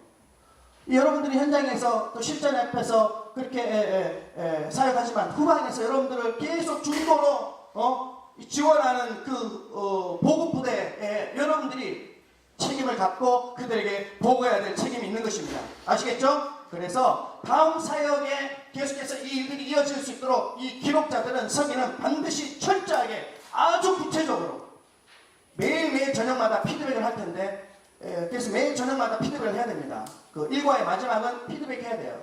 피드백 할 때 이 서기는 하루 일과를 쭉 읽어줘야 돼요. 그리고 그 일과 가운데 우리가 좀 더 집중해서 다음 일과를 해야 될 부분들에서 집어서 그 부분을 기도하는 것이 피드백입니다. 그것이 평가입니다. 잘했어 잘못해서 그걸 평가하는 그 시간이 아니라 하루 동안 하나님 우리의 발걸음을 어떻게 인도해 주셨는지에 대한 보고입니다. 그리고 하나님 앞에 감사하고 내일 있을 일들에 대한 의탁하는 것이 바로 피드백 시간이 가장 그런 중요한 내용이겠죠. 자, C 보겠습니다. 시간이 많이 없습니다. 사역 내용 쓰시기 바랍니다. 교육사역. 두 번째, 교육사역은 제가 사역했던 지역에서는 영어 사역을 했어요. 영어를 좀 집시 아이들에게 가르쳐주니까 굉장히 좋아하더라고요. 영어 사역, 어린이 사역, 뭐 음악 사역, 기타를 가르쳐 줄 수도 있고 짧은 시간에 음악 사역하기 가장 좋은 게 기타겠죠. 뭐 다른 거 있을까? 기타나 아무튼 음악 사역, 어린이 사역. 두 번째, 의료 사역을 할 수 있습니다. 의료 사역. 참 재밌는 것은 제가 집시 사역을 하면서 의료 사역을 거의 못했는데 제 나름대로 의료 사역을 했어요. 그게 뭐냐면요, 두 가지 악을 중요합니다. 하나는 구충제. 하나는 여러분 아시죠? 구충제. 여러분들도 구충제 사역을 할 텐데 구충제는요, 한 가족이 한 공동체 한꺼번에 먹어야 돼요. 그거 아시죠? 네, 그래서 구충제 사역을 하기 전에 기도를 간절하게 합니다. 이걸 구충제라고 표현하기도 어려워요. 수로방 말로 구충이란 말도 없어요. 그래서 이 약은 어떤 약이냐면 이 약을 먹으면 심신이 안정되고 이 약을 먹으면 매일매일 화장실 가서 편안하게 지낼 수 있는 그런 약이라고 이렇게 설명을 해줘요. 그리고 간절히 기도한 다음에 하나 둘 셋 하고 같이 먹는 겁니다. 그럼 막 박수치고 서로 하이파이브하게 만들고 구충제 먹고 그렇게 하는 거예요. 이거 한 1시간짜리 사역이에요. 구충제 이렇게 하는 사역 1시간 사역이에요. 자, 그리고 이제 두 번째 제가 사역한 것이 의료 사역. 두 번째 한 것이, 이거 쓸 필요는 없어요, 한 것이 비타민 사역. 비타민이 있는데 이제 500짜리가 있고 1000짜리가 있잖아요. 그래서 1000짜리는 비싸니까 500짜리를 해서 500짜리를 반으로 나누어요. 아이들이니까 500짜리를 일일이 반으로 다 전날에 다 하는 거죠. 그래서 정말 종이 의약봉지, 약봉지처럼 만들어가지고 구충제 하나랑 그 다음에 그 500짜리 그 반 개를 이렇게 약국에 있는 그 봉지처럼 그렇게 만들어서, 그래서 구충제를 먹고 막 하이파이브고 막 찬양하고 그냥 막 이제 모든 심신이 안정된 거에 대해서 기뻐한 마음으로 1시간 동안 예배하고 난 다음에 두 번째는 비타민 사용하는 겁니다. 누가 배가 아파? 그럼 이거 먹어야 돼. 누가 머리 아파? 이거 먹어야 돼요. 뭐 어디 뭐 팔이 저려? 그럼 이거 먹어야 돼. 하여튼 뭐 아플 때마다 비타민 다 주는 거예요. 그래서 이제 치유 사역하는 거예요. 치유 사역 한 3시간 할 수 있는 거죠. 그래서 이거 하면 한 5시간 사역짜리거든요. 구충제랑 비타민. 그러면요, 여러분 비타민 먹고 팔 저린 게 나을까요, 안 나을까요? 나아요. 아이들이 믿음이, 내가 이게 뭐 비타민인데 이게 뭐 어떤 약인지 전혀 모르잖아요. 내가 한 대로 고지고대로 믿는 거예요. 아, 이거 먹으면 내 팔 저린 거 낫겠구나 라는 믿음으로 먹는 거예요. 그리고 실제로 막 먹었다 그러면서 막 하이파이브 하고 그냥 막 3시간 동안 막 찬양하고 정말 팔이 나아요. 믿는 것 중요합니다. 뭐 얘기하다 믿는 거 얘기했지? 의료사역. 네, 의료사역. 그래서 한국은 안 통하지. 누가 구충제 주고 1시간 사역하겠어. 국내는 아니지만 해외에서 아직도 이게 통하는 사역이 있는 나라가 있으니까 4년에 확인해봐야 돼요. 이미 우리 어제 먹었는데 이러면 안 되잖아요. 그러니까 청소사님 통해서 이게 먹어도 되는지, 또 이렇게 이제 사역을 할 때 이게 가능한지를 얘기를 해보면 가능하다고 얘기하는데 그럼 그렇게 사역을 하시면 돼요. 그래서 의료 사역을 그렇게 할 수가 있습니다. 그래서 비타민은 굉장히 좋은 것 같아요. 비타민 500짜리가 얼마인지 모르겠는데 그런 아이들에게, 필리핀에 있는 아이들에게 주면서 믿음으로 기도하는 겁니다. 그러면 안 먹어도 하나님은 낫게 하시는 분인데, 이 믿음, 그 작은 거 하나 먹고 내가 믿었다, 이 믿음에 대한 확신과 증거와 실제를 체험한 그 아이들은요, 말씀이 들어가면 그 한 번 먹었던 그 비타민에 대한 믿음을 평생 갖는다니까요. 내가 그거 먹고 나았다는 이 간증이 평생 간다니까요. 이것이 의료사역에, 제가 사역했던 의료사역이 중요한 거였습니다. 우리 솔로밖에 한번 갑시다, 나중에. 이미용사역. 이용을 하든지 미용하든지. 여러분 참 재밌는 거 아시죠? 우리 국내 RK에 가면 할아버지는 할머니들 머리 모양 다 비슷비슷하잖아요. 한 미용실 작품이잖아요. 우리가 RK에 이런 사역을 할 수도 있다고 저는 생각을 합니다. 저는 우리 집사님들 머리 다 깎았어요. 그냥 이걸로 그냥 밀면 돼요. 이렇게 밀면 돼요. 그렇게 했어요. 미는데 이가 얼마나, 그래서 한 팀은 이 사역을 했어요. 찬빛 있죠, 찬빛. 찬빛 가지고 막 이렇게 하면은 하여튼 대단해요. 그 다음에 리서치 사역이 있습니다. 우리 사역 내용 중에 하나가 리서치 사역. 이 리서치 사역은 이제 중보기도 혹은 땅밟기, 영적 도회 뭐 이런 개념으로 이제 우리가 표현할 수 있는데 정보 수집 사역입니다.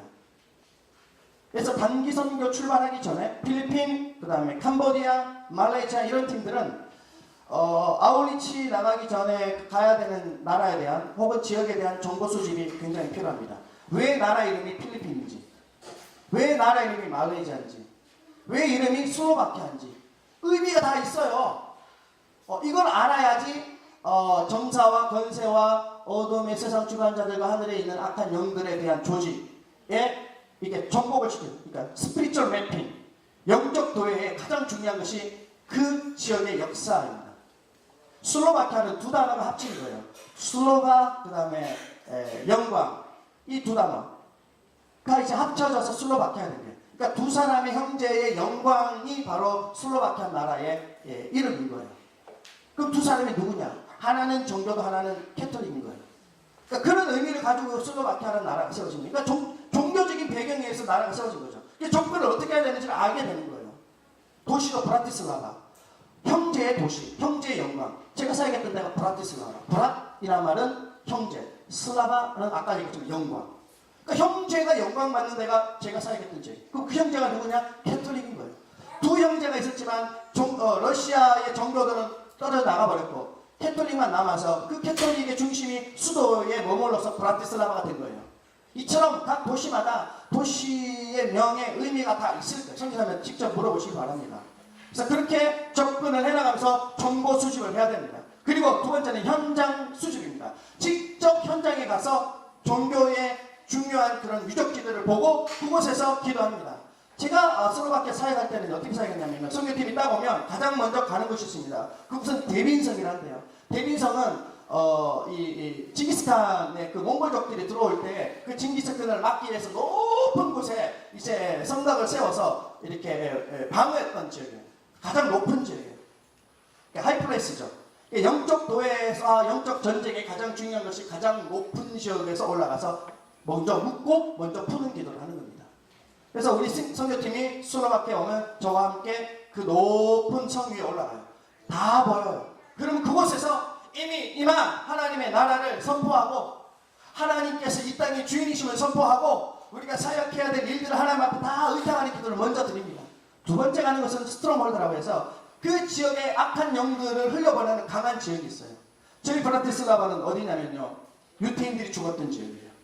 성 밑에는 유태인들이 죽었던 그 지역에 죽음의 영, 분리의 영, 이런 악한 영들이 계속 그곳으로부터 흘러가요. 그곳에는 범죄율도 심하고 실업률도 심하고 지금도 경제적 지표가 가장 낮은 지역. 이유가 있는 거예요.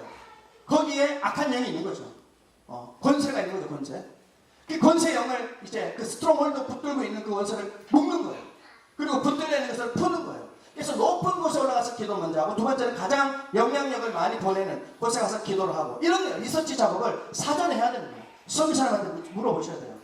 이 지역에서 가장 영적으로 높이 있어서 우리가 묶고 풀어야 되는 위치가 어디입니까? 그리고 그 도시에 악한 영향력을 흘려보내는 데가 어디입니까? 라고 뭐 불교 소원일 수도 있고, 뭐 예를 들면 그곳에 가서 먼저 기도를 하고 이제는 실전에서 사역을 하는 것이 선교 중요해요. 그 국내 선교도 마찬가지입니다. 국내 선교도 뭐 절이라든지 아니면 그 영향력을, 그 마을의 영향력을 흘려보내는 곳에 가서 먼저 묻고 푸는 기도를 먼저 해야 되는, 그렇게 하기 위해서는 리서치 사역이 굉장히 중요합니다. 이거 중보기도자가 해야 되는 겁니다. 땅밟기 사역도 있습니다. 땅밟기 사역은 우리가 조금 착각하는 것이 있는데, 여러분, 땅밟기 사역을 하는 목적이 뭡니까? 그 땅을 차지하기 위해서 땅밟기 사역을 합니까? 그러면 그거는 속는 겁니다.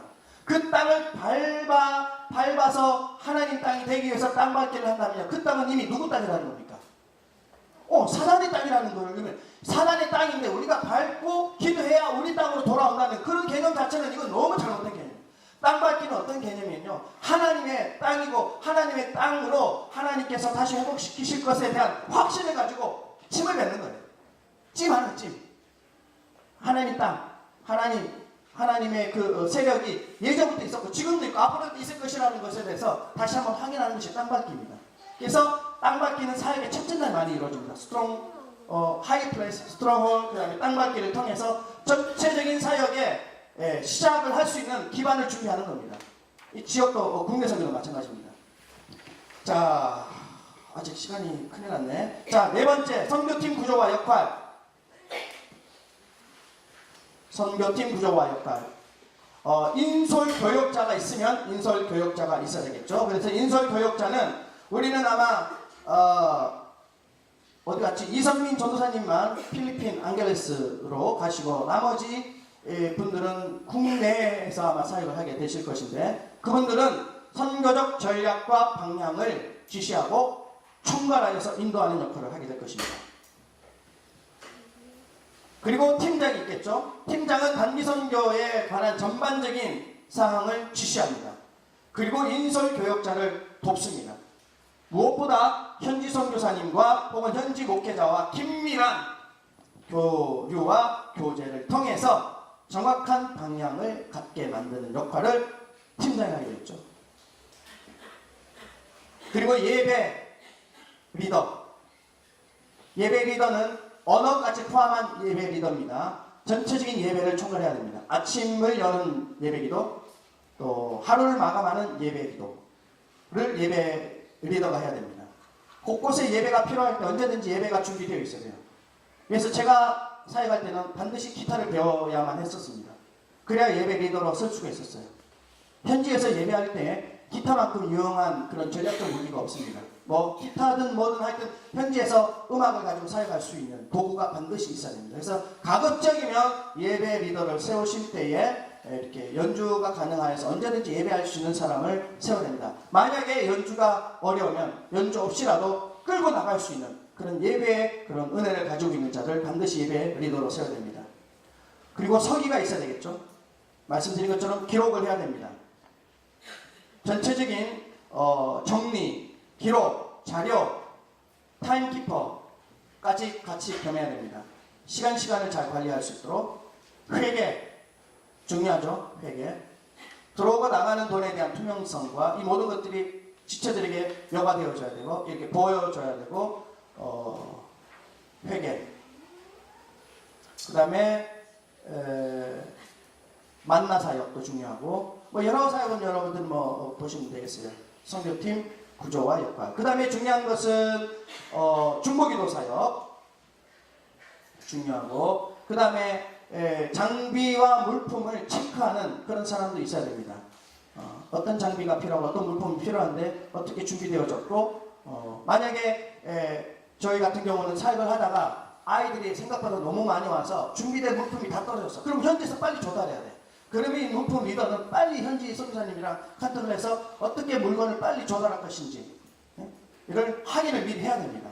우왕좌왕하면 이 단기선교이기 때문에 시간이 없어요. 우왕좌왕하면 그 사역이 끝나버리고 영원히 못 올 수도 있어. 얼마나 마이너스입니까? 그래서 미리미리 이 물품을 담당하는 분들은 사역 물품 대장 정리표를 만들어야 돼요. 그래서 어떤 사역에는 어떤 물품이 필요하고 수량이 몇 개가 필요한데 만약에 이게 떨어졌을 경우에 어떻게 수급할 것인지에 대한 대책까지 있어야 되는 물품 대장표가 반드시 있어야 됩니다. 해외 가시는 분들은 특별히 더 그렇겠죠. 이거 한국처럼 막 이렇게 쉽게 구할 수 있는 물건들이 없어요. 넘어가도록 하겠습니다. 준비 및 실시. 준비 및 실시. 이거는 지금 시기적으로는 조금 늦은 감이 있는데 준비 및 실시가 어떤 게 있냐면요. 1단계가 사역지를 결정하는 것이고 2단계가 사역 내용을 결정하는 것이고 요것만 쓰시기 바랍니다. 1단계는 사역지 결정 2단계는 사역 내용 결정 3단계는 훈련 계획 결정 4단계는 기초훈련 5번째는 사역훈련 마지막은 공동체 훈련 한 번 만들기. 그래서 딱 훈련이 마치고 6단계까지 하고 난 다음에 이제 출발해야 되는 겁니다. 근데 우리는 주로 어떻게 하냐면요. 어떤 의미에서는 기초훈련을 기도하고 뭐 말씀하고 하는 것을 선교지 가서 막 하려고 해요. 한국에서도 안 했던 묵상을요. 한국에서도 안 했던 성경 있는 거를 굳이 선교지 가서 하겠다는 거네. 물론 할 수도 있지. 그런데 그런 기초적인 거는 미리 하자니까요. 우리가 단기 성교이기 때문에 그렇습니다. 한 번 만들기로 가서 하는 것이 아니라 미리 만들어져서 가야 됩니다. 단기 선교 준비 3페이지 단기 선교 준비 참석 인원 이미 준비가 되었습니다. 우리 사역지마다 인원은 다 픽스됐습니까? 예, 픽스됐습니까? 말레이시아 팀 팀장이 누구세요? 픽스됐나요? 오케이. 그 다음에 안게레스 됐고, 그 다음에 만나기 그 교회 이름 뭐지? 필리핀 마닐라에? 예? 마닐라에, 예, 마닐라 팀 됐나요? 그 다음에 캄보디아. 오케이. 자, 일단 해외 팀은 이제 팀원이 픽스가 됐기 때문에 빨리 한 몸 만들기의 과정으로 돌아가야 됩니다. 그래서 기도와 말씀으로 빨리 한 몸을 만들고, 우리 RK 팀은 여유가 있다고 생각하지만 그렇지 않습니다. RK 팀도 빨리 준비를 해서 동일한 시스템으로 준비를 빨리 해야 됩니다. 그래서 참석 인원, 그 다음에 사역 방향도 하나하나 정할 때 현지 선교와 현지 목회자들의 그런 의견을 반드시 수렴해서 그분들이 원하는 사역을 하는 것이 중요합니다. 반드시 답사를 갔다 와야 되겠죠. 월미 가시는 분들은 답사 가기 어려우니까 전화나 이런 이메일이나 이런 통신을 통해서 긴밀하게 사역에 관한 내용을 나누고, RK 가는 분들은 반드시 한 번은 답사를 갔다 와야 됩니다. 그래서 그곳에 동선을 살펴야 되고, 우리가 묵어야 될 숙박을 한번 확인해 봐야 되고, 음식을 어떻게 조달할 것인지, 어디서 사역할 것인지 를 정확하게 알아야 됩니다. 오고 간 동선을 알아야 됩니다. 그리고 사역 일정. 아까도 말씀드렸지만 제가 사역했던 그런 포맷은 그거였습니다. 첫째 날부터 둘째 날까지는 OT를 하면서 그 나라에 대해서 이제 얘기를 하는 것이죠. 역사를 알아야 정확한 타겟을 가지고 사역할 수 있으니까. 그리고 둘째 날에는 이제 높은 곳에 올라가고 가장 곳에 가서 묻고 풀고, 그 다음에 땅받기를 통해서 중보해야 될 것들을 중보를 하는 것. 그러면서 역사나 이런 부분들을 더욱더 세심하게 강화하는 것. 그래서 셋째 날부터 사역을 시작했었어요. 우리는 시간이 많이 없기 때문에 선교사님들과 잘 협의하셔서 어떻게 사역 일정을 정할 것인지. 그리고 한 가지 팁을 말씀드리자면, 제가 했던 사역의 방향인데, 반드시 하루 정도는 오프데이를 가져야 돼요.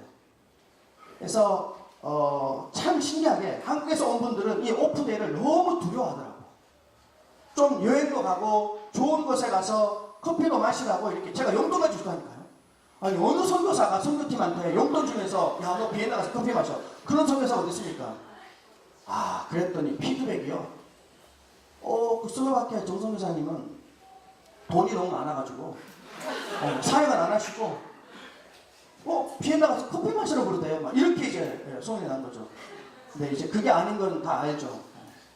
여러분, 이 안식이라는 말이요, 선교의 굉장히 중요한 키포인트입니다. 아까도 말씀드렸지만 우리가 가서 일주일 동안 뭘 한들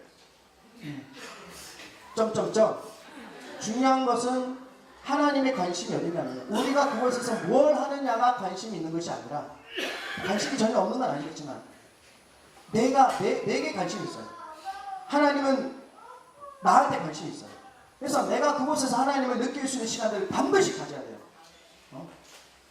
그래서 반드시 좋은 곳에 가서 티타임을 갖든지 좀 이렇게 릴렉스 해야 됩니다. 하나님과의 시간을 가져야 돼요.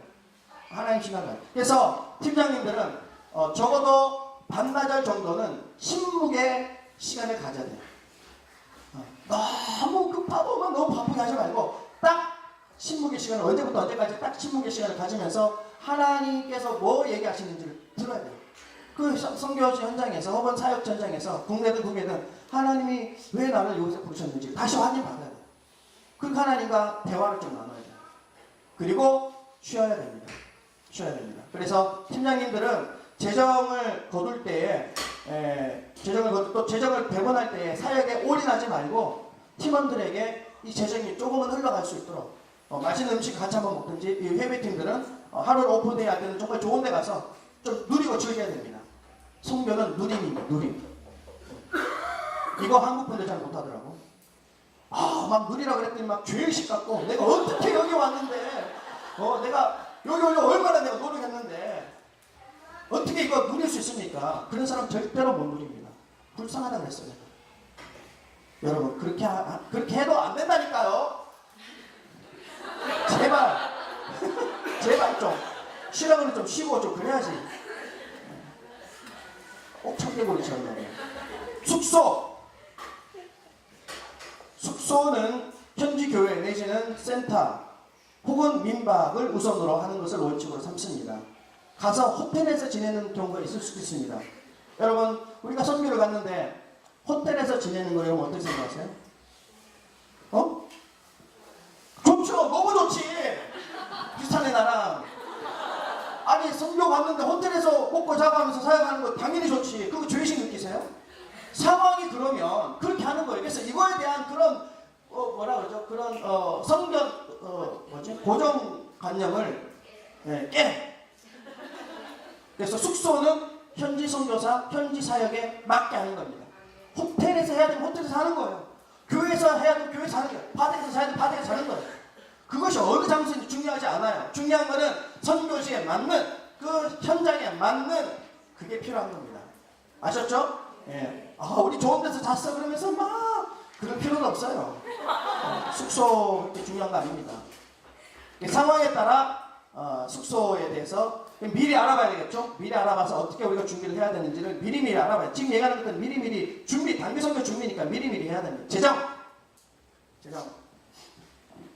재정은 개인 부담이 원칙입니다. 자비랑이죠. 우리는 자비랑, 철저한 자비랑 원칙입니다.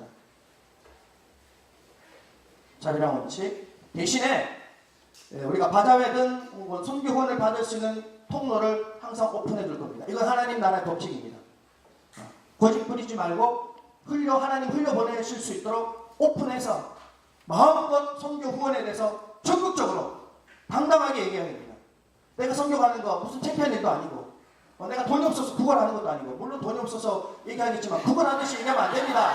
당신 대신에 내가 가는 거니까 당신이 나를 위해서 지원하는 거예요. 그건 나도 좋고 너도 좋은 거야. 내가 갔다 와서 다 보고 한다니까. 그래 아멘한 사람은 정말 그렇게 하는 거예요. 정말. 그래서 이게 선교가 나 혼자만의 일이 아니라 서로 연결된 연결 고려해야 됩니다. 가급적이면 10,000원이라도 후원을 받고 갔으면 좋겠어요. 나는. 그래야 그게 연결 고리가 된다니까요. 그래서 재정 원칙은 자비랑 원칙인데 그 자비랑 원칙에서 플러스 알파로 해서 여러분들이 후원을 받을 수 있는 통로를 언제든지 열어둬라. 여러분들에게 제가 또 말씀드립니다만은 이제 선교 대회 시즌이 다가오지 않습니까?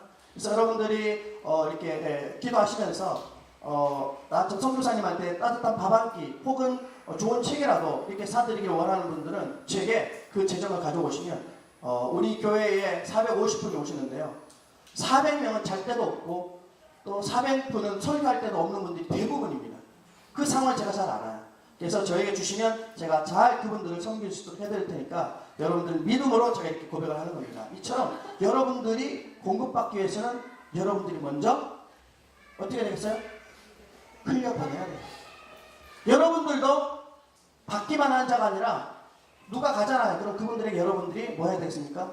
후원해야 되는 거예요. 이게 하나님 나라의 법칙입니다. 줘야 우리가 받을 수 있는 거예요.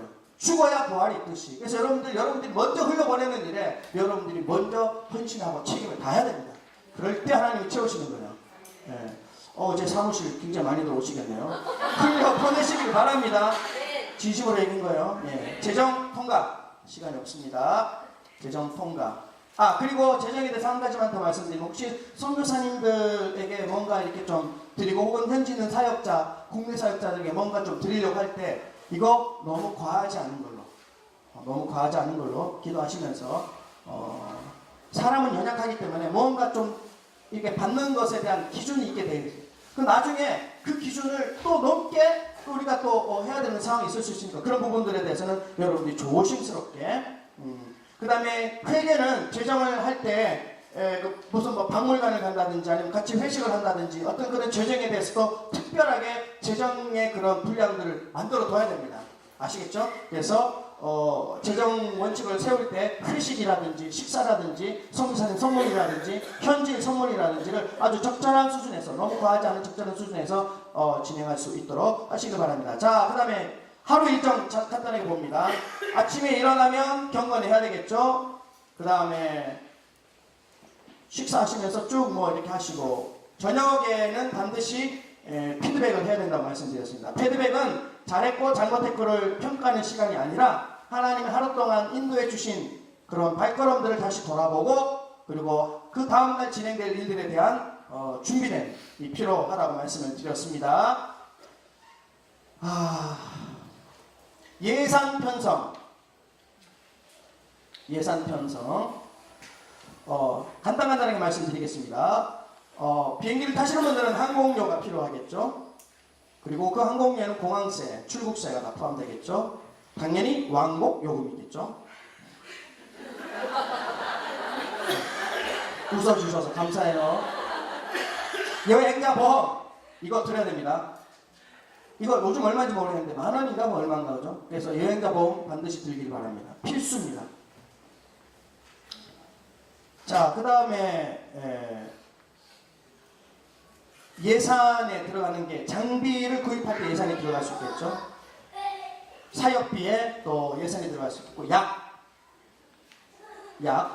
우리가 쓰는 약이고, 지금 우리 쓰는 약이에요. 우리 지체들이 필요한 약들, 그 다음에 숙박이나 이런 체재비, 그 다음에 식사, 교통비, 선물비, 소모비. 이 소모비는 뭐 문구용품이라든지 아니면 뭐 건전지라든지, 특별히 제가 20년 사역하면서 정말 가장 감동 깊게 제가 사역하면서 은혜 받았던 물품이 하나 있습니다.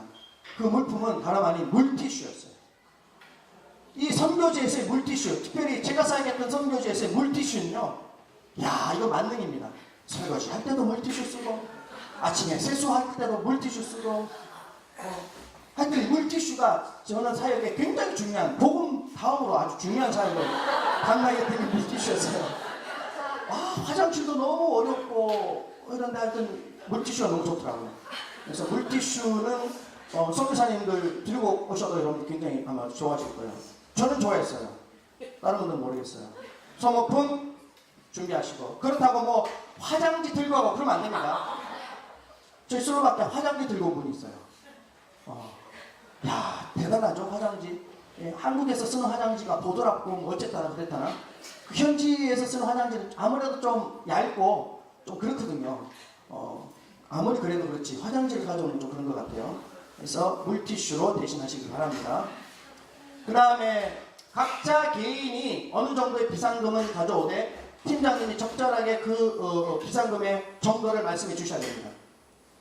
100불 이상 넘지 않도록, 그리고 돈을 가지고 다니지 않도록. 그 다음에 중요한 것은 짐 꾸리기입니다. 자, 짐 꾸리기. 지금 3시 2분이죠. 제가 조금만 더 할게요. 짐 꾸리기. 여권 중요합니다. 여권. 국내 선교는 여권이 필요 없겠지만 해외 선교 가시는 분은 여권이 필요한데, 이게 여권에 몇 개월 유효 기간이 있어야 될까요? 6개월. 반드시 6개월 유효 기간이 있는 여권을 가지고 가야 됩니다. 그리고 더 중요한 것은 그 여권 자신의 얼굴이 나온 그 앞부분을 카피를 반드시 하시고, 칼라로 하시고, 그리고 그 비자의 여권에 들어갈 사진 있죠? 그게 무슨 사진이지? 여권 사진인가? 여권 사진을 반드시 2장 여권으로 반드시 가져가야 됩니다. 만에 하나 패스포드를 분실했을 경우에 대비할 수 있도록 위해서 해야 됩니다. 그리고 월드미션 가시는 분들은 대사관의 연락처를 알아야 되고, 그 다음에 현지에서 묵는 숙소가 있다면 그 숙소의 연락처도 미리 알아야 되고, 그곳에 비자가 필요한지 아닌지도 알아야 됩니다. 세면도구는 공동으로 쓸 수 있도록 준비를 해야 됩니다. 개인이 다 세면도구를 다 가져갈 필요가 없어요. 만약에 현지에서 조달이 가능하면 가능한 한 현지에서 조달하는 걸로. 왜냐하면 짐을 줄이는 것을 목표 삼기 때문에 그런 겁니다. 제가 사역할 때는 선글라스는 쓰지 않는 걸로 정했어요. 그건 팀에 따라 다릅니다. 왜냐하면 현지인들과 너무 구분이 되어 있는 거죠. 그래서 선글라스, 모자 이런 거 안 썼습니다. 그거는 팀에 따라 여러분들 맡길게요. 비옷은 하나 있으면 좋습니다. 개인적인 상비약 당연히 있어야 되겠고, 성경책 있어야 되겠고, 필기도구 분명히 있어야 되겠고, 그 다음에 문화 상품으로 줄 수 있는 아주 작은 액세서리 같은 한국적인 액세서리 있죠? 그런 거 준비해 나가면 또 선물로 주기가 좋겠죠? 그 다음에 개인은 그렇고 공동은 공동이야 공동. 공동은 기록부, 그 다음에 사역 기록부, 뭐 캠코더라든지 사진기. 저는 사역할 때 폴라로이드를 굉장히 유용하게 사용했거든요. 너무 신기한 거지. 애들이 태어나서 그런 거 처음 봤지. 찍었는데 바로 사진으로 나오네. 예. 너무 신기해서 그것을 이렇게 아이들한테 선물로 주기도 했습니다. 근데 요즘 필리핀에 이런 데는 어떤지 모르겠습니다만은 저는 폴라로이드를 가지고 사역을 잘 했었습니다. 그 다음에 구제용품 같은 것도 있죠. 문구용품, 그 다음에 뭐 의료용품, 뭐 이런 거 선물. 그 다음에 모기약은 필수겠죠. 필리핀에 이런 쪽 모기약은. 그 다음에 여러분들 주사 맞고 가나요? 약 먹어요? 주사는 안 맞아도 되고? 오케이. 그럼 약을 꼭 먹도록. 그 다음에 아까도 말씀드린 선교사님들, 그 다음에 섬기는 협력교회 사역자들 줄 선물들은 미리 준비를 하셔서 미리 주시기 바랍니다. 그래서 막 쓰다 남은 거 뭐 이런 거 다 하지 말고. 그 다음에 사역 종류봅니다. 사역 종류 아까도 얘기했죠. 사역 종류 넘어갑니다. 그 다음에 주의사항, 아우리치의 주의사항. 자, 거기 팀장들 좀 쓰시기 바랍니다. 무리한 일정은 피하고 검소하게 생활한다. 그래서 여러분들 시계, 목걸이, 귀걸이 이런 것들은 착용을 안 합니다. 안 하는 게 원칙입니다. 안 하고 시계도 혹시나 분실돼도 상관없는 시계, 아주 값싼 시계. 그리고 되도록 선교사는 시계 필요 없어요. 누가 시계 필요합니까? 그 타이키프 하는 사람만 시계만 있으면 돼요. 혹 모르니까 한 사람 더 해서. 그래서 그렇게 해서 너무 뭐 이렇게 시계라든지 반지라든지 귀걸이, 목걸이 이런 거 가급적이면 안 하는 모양으로 가야 됩니다. 두 번째, 현지의 선교사님들 지도와 지시에 온전히 순종한다. 세 번째, 현지인들에게 모범을 보인다. 그리고 다섯 번째, 반드시 피드백 시간을 갖고 서로 격려하고 축복하는 시간을 반드시 갖는다. 피드백 시간에 깨지는 공동체 많습니다. 기껏 사역 잘해놓고 뭐 한마디 마디에 지금 민감하거든요. 영적으로 막 민감한데 한두 마디에 팀이 깨지는 거예요. 반대로 한두 마디에 팀이 더 세워질 수 있는 거예요. 그래서 말을 조심해야 되겠죠.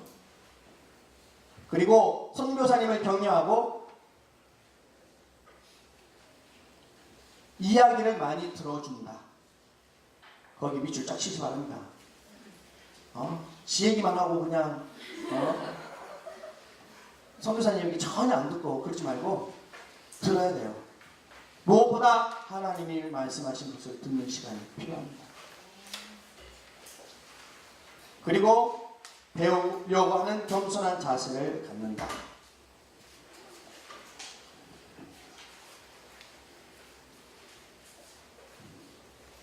자, 뒤에 나오는 단기 선교의 10가지 자세, 그리고 단기 선교 사역은 보시면 뭐 그냥 될 것 같아요. 뭐 이 외에도 뭐 이렇게 얘기를 할 수 있는 부분들이 많지만은 막상 또 말씀을 드리려고 하니까 할 말이 많네요. 하나만 말씀드리고 이제 마치겠습니다.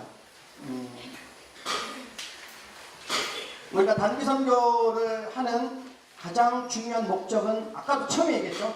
목적은 세 가지라고 했습니다. 첫 번째는 하나님을 발견하는 것. 두 번째는 나를 발견하는 것.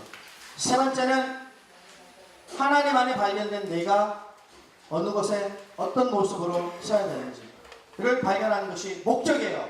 가서 드라마를 하고 워십을 하고 뭐 구제를 하고 하는 것은 아니에요. 그거는 나중 문제예요. 그건 우리가 안 해도 다 할 수 있어요. 하나님이 원하시는 것은 그런 사역적인 내용이 아니라 나를 원하는 거다. 그곳에서 반드시 하나님 만나시기 바랍니다. 그리고 많은 사진도 찍고 많은 동영상도 촬영하셔서 여러분들이 선교에 받은 그런 은혜들을 흘려보내는 역할을 해야 돼요. 그래서 중요한 것은 가서 일주일 동안 준비하는 것도 중요하지만은 지금부터 가기 전까지가 중요하고, 그리고 갔다 와서 내년에 다시 선교팀이 세워지는 그 기간까지가 또 중요해요. 어떻게 보면 그 가서 현장에서 있는 일주일은 아무것도 아니에요. 그것이 중심이 아니라 가기 전과 갔다 와서 다음 사역지로 세워져 나가는 그 과정까지의 그 일들이 훨씬 더 중요합니다. 그래서 준비되어지는 과정이 중요하고, 갔다 와서 어떻게 피드백을 계속 갖느냐, 구속 모임을 어떻게 갖느냐가 굉장히 중요한 것입니다. 갔다 와서 땡! 무슨 의미가 있습니까? 우리 아니어도 사역은 계속 이루어지는데 우리가 왜 굳이 물질 이루고 시간 되면 꼭 갑니까? 계속해서 그 일들이 우리를 통해서 흘러갈 수 있도록 하기 위해서 하나님 우리를 그곳에 보내시는 건데, 그 하나님의 계획하심을 깨닫고 사역은 계속 이루어져야 됩니다. 하나님은 우리 아니어도 그 사역 계속 하실 분이에요. 하실 수 있어요. 근데 우리에게 맡기셨어요. 그래서 우리는 은혜인 거예요. 이 일들을 우리를 하나님이 인volve 시킨 게 우리가 은혜이지 않습니까? 그런 은혜의 마음으로 겸손하게 이 사역을 감당하면 하나님이 직접 일하시고 하나님이 그 일들을 세워나가실 것입니다. 이상께 잠깐 기도하겠습니다. 오늘 여러 가지 말씀드렸지만 세 가지를 위해서 기도하시는 겁니다. 첫 번째, 하나님, 내가 이 사역을 통해서, 이 과정을 통해서 하나님 만나기를 원합니다. 두 번째, 그 하나님 만난 네 자신이 다시 발견되어지기를 원합니다. 세 번째, 나를 통하여 하신 하나님의 일들이 세워지기를 원합니다. 내가 어느 곳에서 어떻게 하나님의 마음으로 사역하기를 원하시는지에 대해서 이 세 가지 위해서 기도하시고, 하나 더 기도할 것은 여러분 팀을 위해서, 세워진 팀을 위해서 이 시간에 기도하기를 원합니다. 우리 주의성을 세 번 외친 후에 우리 한 10분 동안만 합심해서 한번 기도하며 나갑니다. 주여, 주여, 주여.